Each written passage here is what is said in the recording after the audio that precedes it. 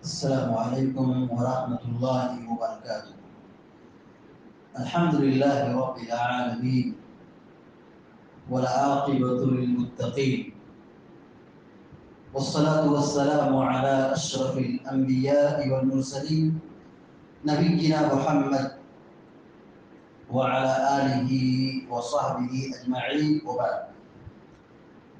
فعن أبي هريرة رضي الله تعالى عنه قال: زار النبي صلى الله عليه وسلم قبر أمي فبكى وأبكى من حوله فقال: استأذنت ربي في أن أستغفر لها فلم يؤذن لي، واستأذنته في أن أزور قبرها فأذن لي، فزوروا القبور فإنها تذكر الموت. رواه مسلم. مسلم شریف کی ایک روایت ابھی آپ کے سامنے پڑھی گئی ہے. حدیث کے راوی سیدنا ابو ہریرہ رضی اللہ تعالی عنہ وہ بیان کرتے ہیں کہ زار نبی صلی اللہ علیہ وسلم قبر امی، کہ پیارے نبی صلی اللہ علیہ وسلم نے اپنی والدہ ماجدہ کی قبر کی زیارت کی. فبکا وابکا من حولہ، تو آپ زیارت کر کے روئے اور جو آپ کے ساتھ صحابہ کرام تھے ان کو رلائے. فقال، آپ نے فرمایا، یعنی رونے کی وجہ بتائی کیوں رو رہے ہیں. استأذنت ربی فی ان استغفر لها فلم یؤذن لی. پیارے نبی صلی اللہ علیہ وسلم نے فرمایا کہ میں نے اپنے رب سے اجازت طلب کی کہ میں اپنی والدہ کے لیے استغفار کروں، مغفرت کی دعا کرو. فلم یؤذن لی، مجھے اجازت نہیں ملی، منع کر دیا گیا کہ استغفار نہیں کر سکتے. سوچیے ایمان پر مرنا، اسلام پر مرنا کتنی بڑی نعمت ہے کہ ہم دعا کر سکتے ہیں. ایمان پر اگر اسلام پر وفات نہیں ہوئی دعا سے محروم کر دیے گئے، نہیں کر سکتے دعا. اسلام اور ایمان کی عظمت اور اسلام کی قیمت کا احساس اور اندازہ لگایا جا سکتا ہے کہ اسلام کتنی بڑی دولت ہے. ہمارے والدین ہم سے رخصت ہو گئے ایمان کی حالت میں، ہم صبح و شام جب چاہیں ان کے حق میں استغفار کریں، مغفرت کی دعا کریں، اللہ تبارک و تعالیٰ دعاؤں کو قبول کرے گا، عذاب کو دور کرے گا، درجات کو بلند کرے گا. اولاد کی دعا والدین کے حق میں جب وہ فوت ہو جائیں قبول ہوتی، اور اگر اولاد کے حق میں ماں باپ دعا کریں تو اللہ تبارک و تعالیٰ والدین کی دعاؤں کو قبول کرتا ہے. بہرحال گفتگو یہ چل رہی تھی کہ پیارے نبی صلی اللہ علیہ وسلم کو استغفار اور مغفرت کی اجازت نہیں دی گئی. وَاسْتَأْذَنْتُهُ فِي أَنْ أَزُورَ قَبْرَهَا فَأُذِنَ لِي، اور میں نے اللہ رب العالمین سے اجازت طلب کی کہ میں ان کی قبر کی زیارت کروں، اپنی والدہ کی قبر کی زیارت کروں. فَأُذِنَ لِي، تو مجھے پرمیشن مل گئی، اجازت مل گئی. تب آپ صلی اللہ علیہ وسلم قبر کی زیارت کی تشریف لے گئے. آپ جانتے ہیں کہ اللہ کے نبی صلی اللہ علیہ وسلم کی والدہ کی قبر مکہ اور مدینہ کے قریب میں ابوا نامی جگہ پر ہے. مکہ سے واپسی پر پیارے نبی صلی اللہ علیہ وسلم نے اپنی والدہ کی قبر کی زیارت کی. پھر آپ صلی اللہ علیہ وسلم نے ایک نصیحت فرمائی. کیا کہا؟ فزوروا القبور، اے مسلمانوں قبروں کی زیارت کرو، قبرستان جاؤ، قبروں کی زیارت کرو. فَإِنَّهَا تُذَكِّرُ الْمَوْتِ، کیونکہ یہ قبروں کی زیارت موت کو یاد دلاتی، تمہیں موت یاد دلاتی. مسلم شریف کی روایت. قبروں کی زیارت کرنا پیارے نبی صلی اللہ علیہ وسلم کی سنت ہے، اور آپ صلی اللہ علیہ وسلم نے حکم دیا ہے. اور یہ ایسی سنت ہے جس کا بھی تذکرہ چل رہا ہے کہ قبروں کی زیارت کرنا چاہیے، مسلمانوں نے اس پر عمل کرنا چھوڑ دیا ہے.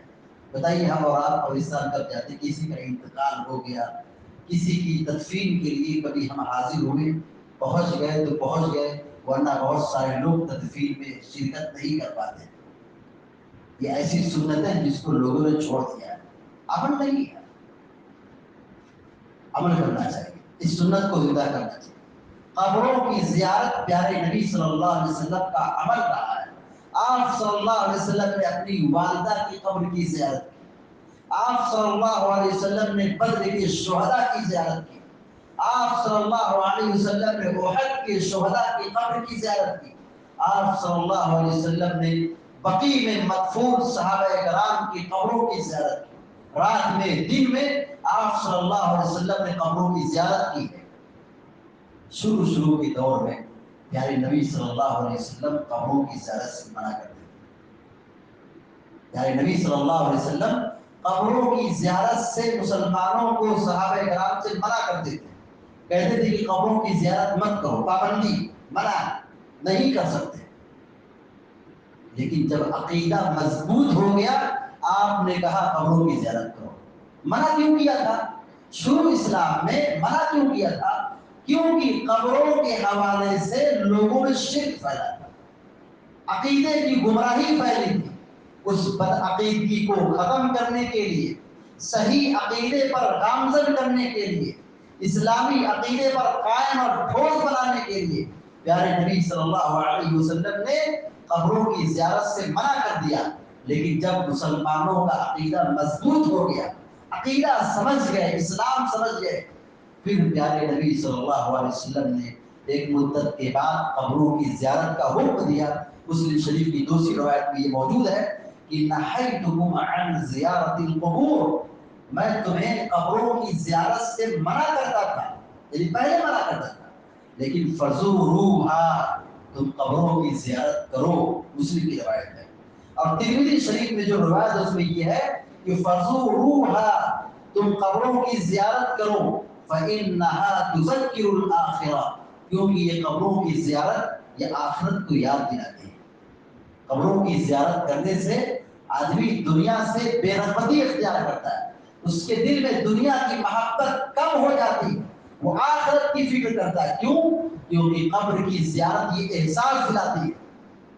ہم کتنی بھی ترقی کر لے جائیں، کتنی بھی نعمتوں اور آسائشوں میں زندگی گزاریں، یہ دنیا کی زندگی ڈھل جائے گی، یہ وقت پگھل رہا ہے، پھر آخر کار ہمیں یہی قبرستان میں آنا ہے، یہی قبر میں دفن ہونا ہے، یہی آنا ہے، کہیں اور دوسری جگہ نہیں جانا ہے، یہیں پر دفن ہونا ہے۔ یہ قبروں کی زیارت یہ آخرت یاد دلاتی ہے اور یہ دنیا سے بے رغبتی پیدا کرتی ہے، اور ساتھ ہی ساتھ دلوں کی جو سختیاں ہیں یہ سختیاں مٹاتی ہیں۔ عام طور پر انسانوں میں تکبر، غرور، فخر اور اس کے دل میں کدورت بھری پڑی رہتی ہے، دل سخت ہو جاتا ہے، مال کی محبت، دنیا کی محبت اور مختلف قسم کی محبت دلوں میں بیٹھ جاتی ہے، دل سخت ہو جاتا ہے۔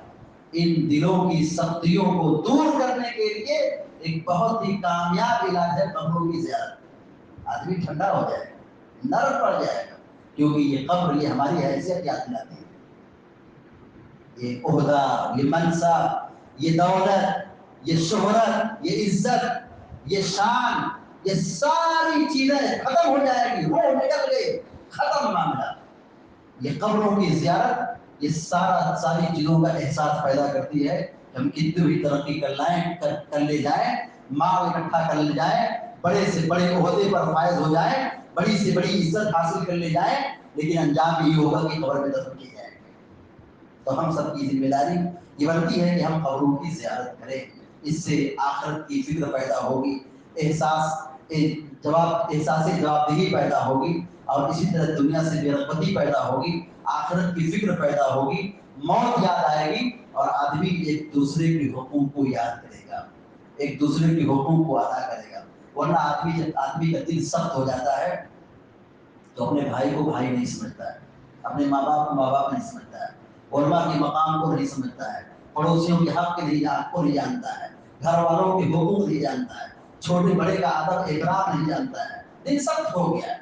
ان سب چیزوں کا علاج یہی ہے کہ ہم اپنے دلوں کو نرم بنائیں اور حقوق کی ادائیگی میں پیچھے نہ رہیں، قبروں کو یاد کریں، فکر آخرت پیدا کریں، اور حساب و کتاب جو ہم سے ہونے والا ہے اس کا ہمارے دلوں میں یہ احساس ہونا چاہیے، اور یہ احساس اسی راستے سے پیدا ہو سکتی ہے کہ ہم قبروں کی زیارت کریں، گاہے بگاہے موقع ملے تو قبروں کی زیارت ضرور کرنا چاہیے۔ یہ پیارے نبی صلی اللہ علیہ وسلم کی سنت رہی ہے۔ دعا ہے رب العالمین سے کہ اللہ تبارک و تعالیٰ ہم کو، آپ کو، سارے مسلمانوں کو نبی کریم صلی اللہ علیہ وسلم کی سنتوں پر عمل کرنے کی توفیق عطا فرمائے اور سنتوں کو زندہ کرنے والا بنائے، آمین یا رب العالمین۔ اقول قولی ھذا واستغفر الله لي ولكم ولسائر المسلمين فاستغفروه انه هو الغفور الرحيم، وصلى الله على نبينا محمد وعلى اله وصحبه اجمعين، والسلام عليكم ورحمه الله وبركاته۔